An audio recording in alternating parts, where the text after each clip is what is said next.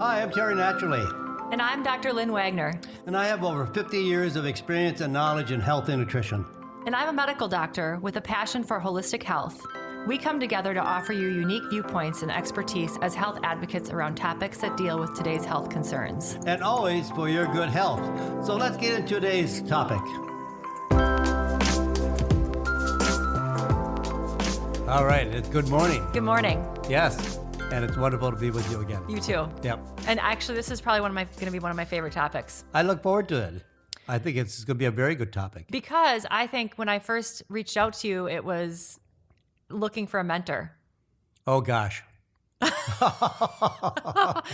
And this topic is one that I think is in that category. It's mentoring. It's a mentoring type category. So because I want to talk about goals and your mission in life, your passions, your desires, and like how to build a life that fits those goals. Does that make sense? Right.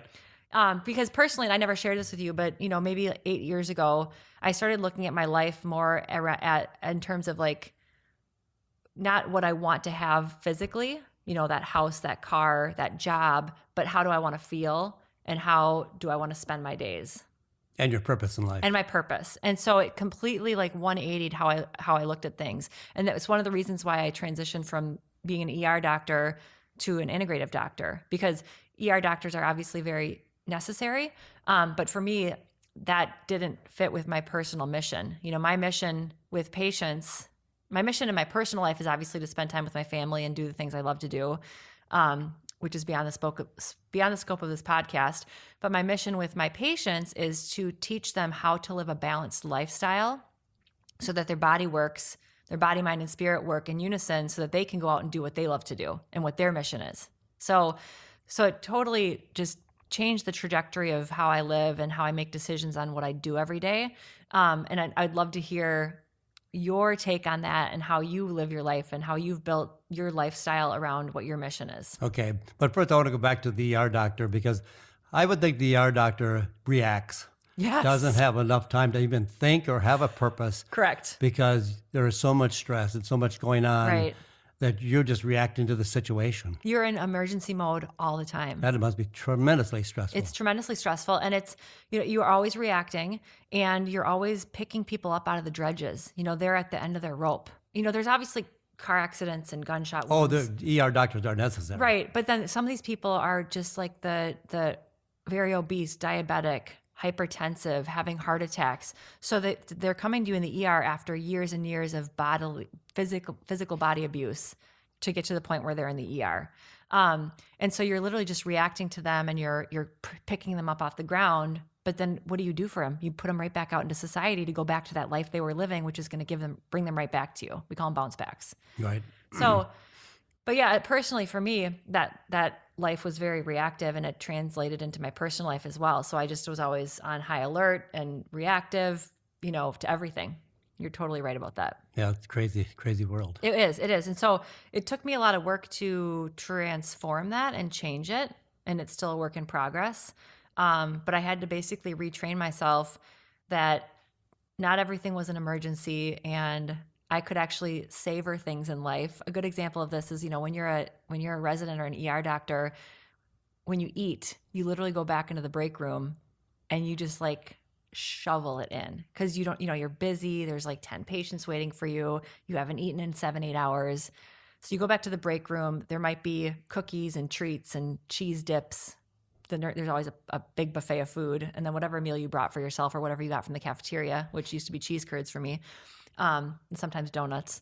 And then that was a long time ago. It was a long time ago, but I'm being serious here. Right. And then you just shovel it in as fast as you can and then you go back to work. And so you're eating in a state of fight or flight. Right. So how can you even digest that food? I mean, it's so wrong in so many levels. And so I had to retrain myself to say, okay, I'm going to sit when I eat. I'm actually going to taste my food. I'm going to do it in a state of rest and not in a state of panic. So it's been a huge transition for me, but it's what has helped me help my patients. And that's all what counts too. Right, because I can see where they're coming from. But I know we've talked about your story, but at what point in your life, tell me about how you live your life day to day, how you set your goals, how you make your decisions on how you spend your time, because you're a very busy man and have been for years. Yes, I have. So how do you manage that lifestyle? If I had said something, if I had to say something to a person listening to this podcast as to what they want to accomplish in life, I have come from probably the most, how should I say, the most unlikely person to succeed in life. And I'd like to say something to the people that are out there, that you can have whatever you want and anything you want if it's in reason. And I'm not just saying material things, but I mean being successful. I was dyslexic. Today, I still can't spell some of the simplest words. I can't do math. People said I would never succeed in my life. They said, first of all, I would have been the first person to go to jail out of my class. I would end up in prison because I was such a hellion on wheels. And when I went out to take the SAT test for college, there was 184 of us that took the test. I was 182 on the list. Wow. They said, Terry, you will never succeed in college. You don't have the aptitude or the intelligence or the whatever to get through college. Wow. And because my friends went, I thought, hey, that's where I'm going too. And I went to a Catholic college just down the road. And my mentor there, my instructor, said, Terry, you're in the wrong place. You shouldn't be here. And I said, really? Why? Because he said, you just don't have it. You don't have the mental capacity to make it.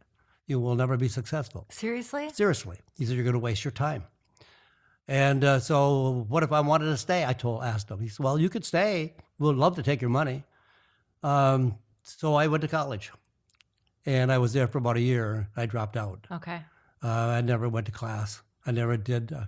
I was the most unlikely student in college. Right. But you know what? Out of the 150 kids I graduated from, I should say from high school, I probably have out-succeeded 99% of them. Yes, absolutely. Because I really, really am a big proponent for goal setting. Most people don't realize how much power they have and how much responsibility they have of their own lives. But most people get up and go to work. And they don't think, what am I really doing? What is my purpose in life? Right. Can I change what I'm doing? And how do I do that? And I have literally read hundreds and hundreds of books on motivation, inspiration, goal setting. I've gone to seminars. I've gone to day seminars. I've gone to 2-week seminars. I spent a lifetime just understanding goal setting. And that's what has gotten me to where I am today, is just knowing that this is what I want, and I'm going to find a way to do it. So I love this concept, because I was the same way. Obviously I had to set goals to go to medical school. Yes. And it worked, and I didn't know I was doing it, but I would set the goal. And then when you set the goal, you automatically do the things that get you to that goal. Right. Because the goal is there. So everything you do every day, you're thinking about that goal, and you're doing activities that are going to get you to that goal. But then, once I got through medical school residency and I was kind of coasting for a while, I didn't think about that anymore. It was just it was Groundhog Day. It was just showing up for work, living, and just walking through the motions. Right. That's what I was doing for a while. And then when I had my kind of 180, and I started to think about things differently, and how do I want to feel, and what are my goals? I look back over the years, and I keep journals, which I think is really, really important. I don't know if you do that too. But I keep journals, and I look back through my journals over the last years, and anything I wrote down and had a goal for, unless it was, something really out there, has come true. Has come true. Right. And sometimes I'll be down on myself, or I'll say, oh, this didn't happen, or I'm struggling in this area. And then I go back and look at my journals, and I say, oh my gosh, I wanted my work-life balance to look like this. I wanted my job to look like this. I wanted this to look like this. And it all happened. And I don't think it was anything magical. It wasn't like there was some, magical crystal that made it happen. It was just literally goal setting. I would say obviously there's a lot of spirituality involved as well. But it was just that I set the goal and that everything I did from that day forward was with that intention in mind. And you It's move, as simple as that. Yeah, and you move forward to that position until you make the next goal. Right. I have a very big belief in God, but I have also a very big belief because God's not going to do it for me. Right. But God will be there to support us. That's what I believe. And we can choose the goals because most people don't ever think about what they can select for a job. You ask somebody, why are you working in this job? Well, I don't really like it, but I have to pay the bills. But why aren't you doing something you like? And why aren't you doing something that gives you a great purpose in life? And people spend more time choosing the clothes they're going to wear for the day and what they're going to have for breakfast than they would set a goal to what they really want to do in life. Goal setting is very, very powerful. Now, some people might say, oh, that's all fairy-airy. That's, kind of, crazy to think about setting goals. I've had people tell me that, oh, Terry, that goal setting is crazy. How do you know you're going to get there? Well, how do you know you're not going to get there? Right. Yep. So set goals. Decide what you want to do in life. I worked in a machine shop for about 7 years, and I hated the machine shop. I'm not mechanically inclined to be reading blueprints, all that kind of stuff. It wasn't for me. So what I really would concentrate on is I would always say I worked in a machine shop where I could have a lot of time to talk because these machines could run over and over and over and over again. And I always would talk to my friend. I said, I am going to find me a store, and I'm going to have a store that I'm going to sell something, and I'm going to be successful in the retail business. And he said, what are you going to sell? I said, I don't care if I sell rakes, shovels, and hose, but I'm going to sell something. I'm going to be successful in selling in retail. And it wasn't about 2 years later, that was another long story, but somebody actually gave me a store. Sometimes these things can be so crazy. Right. It's like the universe or God comes out and supports you in your endeavors because you are so adamant about accomplishing these goals that the goal overtakes you and becomes part of you. Yes. And you can see it, you can believe it, you can talk about it. And that's what you do. You use words that are encouraging and inspirational. You use words that are part of you, of the goal that you want to accomplish. And I write down goals all the time. I don't journal, but I write goals down all the time. And I write goals down that are just absolutely ridiculous. Yes. But I write like they're a Christmas list. Right. And I just keep writing. I don't care what it is. I don't care, if it sounds like it's impossible. If you read it and thought about it, yeah, that sounds impossible. But I write it down, and then I pick what I want as my 5 top goals. Yes. And I write them on a separate piece of paper. And those 5 goals I read every morning, every night, Yes. until they become part of my life. And then I write down more goals, new goals. Yep. Right. Do you know that's what I did too? That's exactly what I did. When I finally started thinking this way, I wrote them down. I picked the top 5. I put them on note cards and I laminated them. I didn't do that, but Laminated. Yeah. And I'm not a very organized person. So for me to laminate something's a big deal. And I would every morning, they're in my toiletry drawer. So where I keep my makeup and my lotions and things like that. So every time I open that, they're sitting right there and I have to pull them and leaf through them. And mine Same were thing. mine were on the mirror in the bathroom. Mm-hmm. And I have my 5 top goals there. And I would see them every morning when I look at what I'm shaving or what I'm doing. I look at the goals. I had them on the dashboard of my car. Mm-hmm. I knew exactly where I was going to go, what I was going to do, when it was going to happen. And I would put a time limit on it. Right. By January 1st of your year, whatever year, that I would accomplish these goals.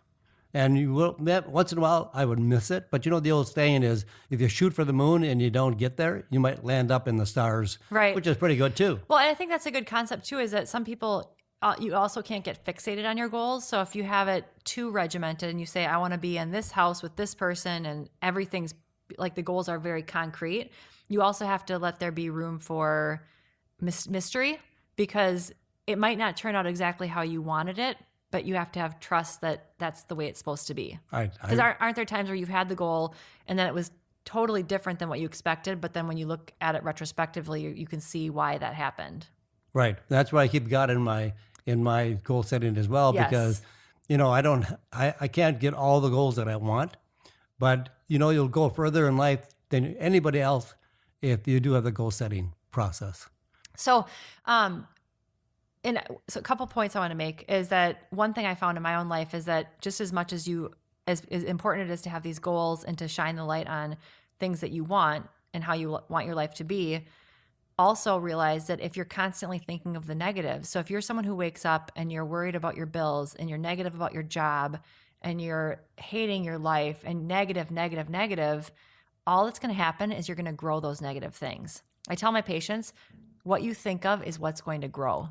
So if you're shining a light on those negative things, you're growing them. It's no different than turning a light on or watering a plant. Water what you want to grow. So you have to almost fake it till you make it. So if you wake up feeling negative, Exactly. just force the positive. Express gratitude for things that are positive in your life. Whatever you believe becomes your reality. Yes, visualize these things that you want, even if you don't have them. Shine the light on what you want to grow, water what you want to grow. So I think that's really important. And then you already started talking about this a little bit, but what would be a good way for people to start doing this? Like, what's a good ritual? So for me personally, I already said I journal. So I wake up every morning. I try to either pray / meditate for 5 minutes. That's usually the most I can get, 5 to 10 minutes before I do anything. Before I turn the lights on, maybe I turn them on just a little bit. And then I either journal or write down some positive things, or I read the Bible or do some spiritual reading. And that's my ritual on how I do this. And you already alluded to That the is sticky almost notes. my ritual too, because Okay. that's why God is in my life. That's why the Bible's in my life.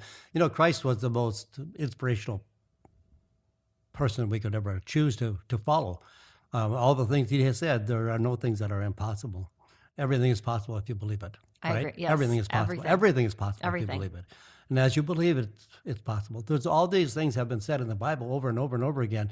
All the new inspirational speakers today are just copying what Christ said thousands of years ago, right? If that is your belief about Christ and about God. So, if things don't happen, okay, God, take me to another path. And then I Right. start writing out a new set of goals. So everything is part of your whole goal setting process. So that we know that whatever we set down to is going to become our reality. So what I do in the morning, I don't get out of bed right away. I spend 5 or 10 minutes thinking about my goals, thinking about how to achieve those goals. And I envision them. When I first started my first manufacturing company, I saw it before it was a possibility. I saw the company. I could see these 18-wheelers coming in, backing up to the dock to be loaded with products, so it could be shipped out. You see it, and if you see it, you'll believe it, and if you believe it, it's possible. Yes. So I envision everything that I would like to see in my life. I envision it before it happens. And I think, probably one of the reasons why I reached out to you without even really knowing you that well, but I could tell from your brand what kind of a person you were, is that when you envision these goals and you set them and you do this process, if you're doing it with a good heart, with a good intention, because you're obviously doing it to help people, it's going to benefit you financially, and you've been able to live a nice lifestyle because of it. Oh, yes. But the core of it is goodness and helping other people. Yeah, the core is not money. No. The money will come. It's The a money will byproduct. follow. Do what you want and do what you Right. love and help people and be a servant. We have to be a servant to others. Yes. And the money will flow and the Right. money will come. Because I think that's where a lot of us get hung up, and I find myself getting hung up on that too. Is like, okay, I got to pay the bills. I have this mortgage, and so you start doing things that will give you the money, and that's when things don't go as well. But you're focusing on the negative. Right. Paying the bills. Where am I going to Yes. get the money? Right. So you're focusing on the wrong thing. Hey, I've got the money. It just isn't here right now. Right. But it'll come. Yeah. So I think I love this topic, and for me, I think I love it just because for a couple of reasons. Because it allows me to be expansive in my thinking. It allows me to incorporate God into my thinking.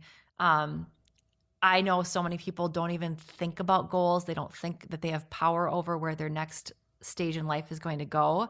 And I think far more important than any physical health endeavor, even far more important than your diet, is in visualizing what you want your life to look like. And then that will make it easier for you to actually eat the healthy diet. It will make it easier for you to exercise. All these things that we say are healthy, why do you even want to do it if you don't have a good feeling about where you're going in life? Right. So I think it's really, really important. And the problem that we have today is because we live in a negative world.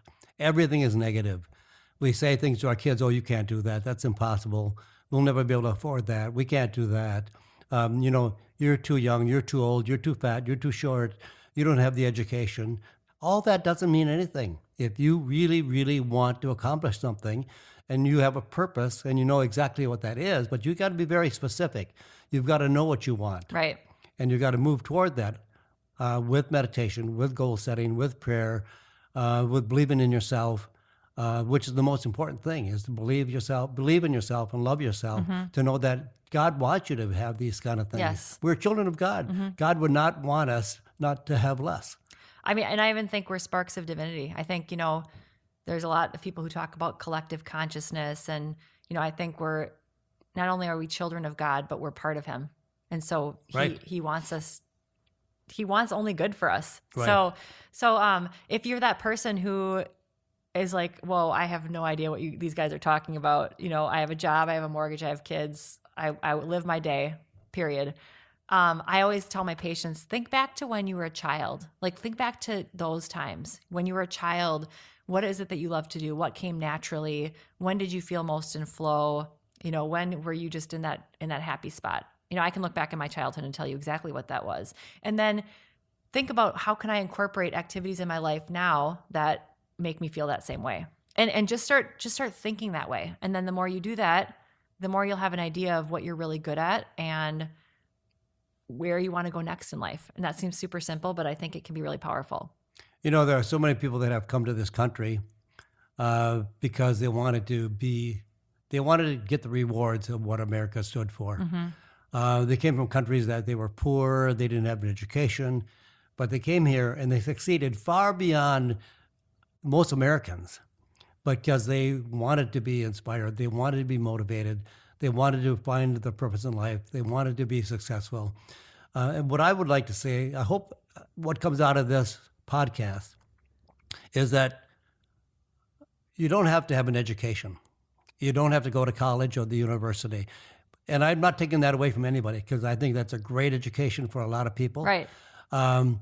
If you want to be a doctor like yourself, you've got to have an education. Right. If you want to be a lawyer, you have to have education. You have to know how to operate. I don't want to have an uneducated doctor operating on No. me. Or I don't want a lawyer defending me who never went to school. Right. But if you want to be successful, if you want to be happy, if you want to have a purpose in life, if you want to enjoy all the attributes of a successful life, anybody can do it. I don't care how little education you have. I've met people. I have a really good friend. He's worth millions and millions and millions of dollars. Now we're talking material, but he has no education at all. He never went to school in his life. He dropped out of high school, but he made something out of himself because he believed in himself, and he had a goal of doing something, and he did it. And I don't care how bad you feel today, or how uneducated you are, or if you're not the right shape. If people say you're too fat, or you're too dumb, or you should never go to school, I had all that thrown at me. But it doesn't stop you from being successful if you want to be successful. And all those other things, when you talk about you talk about having to pay the bills and the mortgage and all that kind of stuff, that'll all happen by itself. Just concentrate on your goals and you'll become successful. Agree. So I hope that helps people. I do too. And I think we have a way of people asking questions or giving feedback or things like that, right? So if you have questions, reach out to us. We'd love to hear what you have to say. In fact, I wrote a book on my life on how to become more successful. You did? Yes, that's 7 Keys to Unlimited Achievement, Personal Achievement. And if anybody wants a copy of that book, I'd be more than happy to give it to them. I was going to say, where can they find that? I'll give it to you free. Okay. Yep, you get free copy. I was going to say, sign me up, Terry. All right. I can't believe you didn't give it to me already. I'll bring you a copy. Okay, sounds good. Well, always a pleasure to see you, and I'm excited to think about the next topic. Yeah. Enjoy your next travel experience. Enjoy your next goal-setting experience. I can't wait to see what you do next. We can amazing things because it's all based on what we think we should have and what we believe in ourselves and how we can be more successful. Yeah. Don't give up. I mean, losers give up, but you can always be successful, whatever you do. I agree. Cheers. Cheers.